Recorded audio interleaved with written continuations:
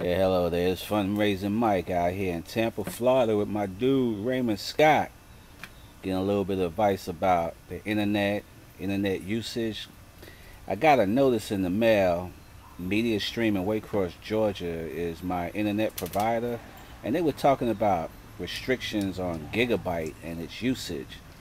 And I was like, listen, Ray, I have no idea what they're talking about. You're the expert in this field. You've been building programs for years now, extensive knowledge in this area.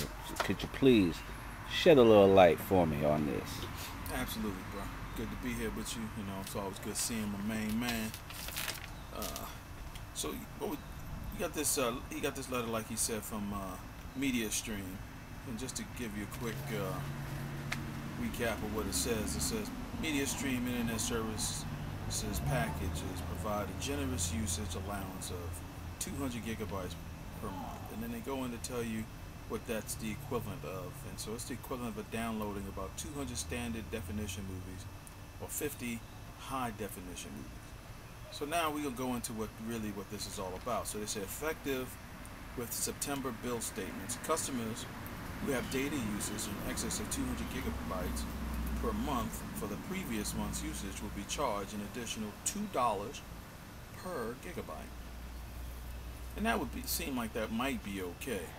And then they offer you an opportunity to make some purchases in advance, so you don't get charged with some outrageous costs. And so it says you will be able to monitor your bandwidth usage via their website. My challenge with this is, how do they determine what is counted towards the 200 gigabytes of usage?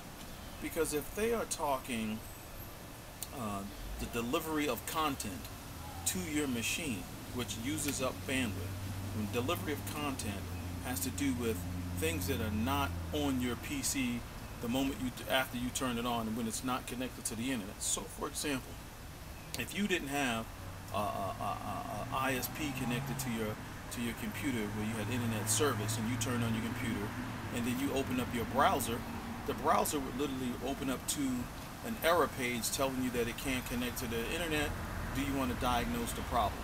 The moment you have an internet feed going to there where you got internet connectivity, whatever is your main page is going to load. For example, MSN.com.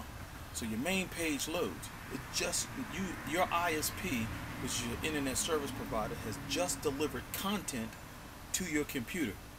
So the question is, the delivery of that content, does that count towards the 200 gigabytes? Because if it does, everything that you do on your with your browser, it's going to add up to that 200 gigabytes.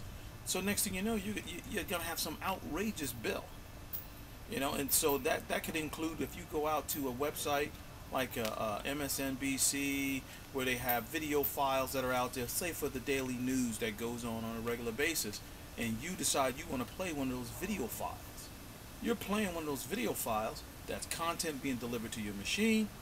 It adds up to the 200 allowance, for that you're allowed to have with this internet service provider. So the challenge is, you need to find out what it is that they're charging you for.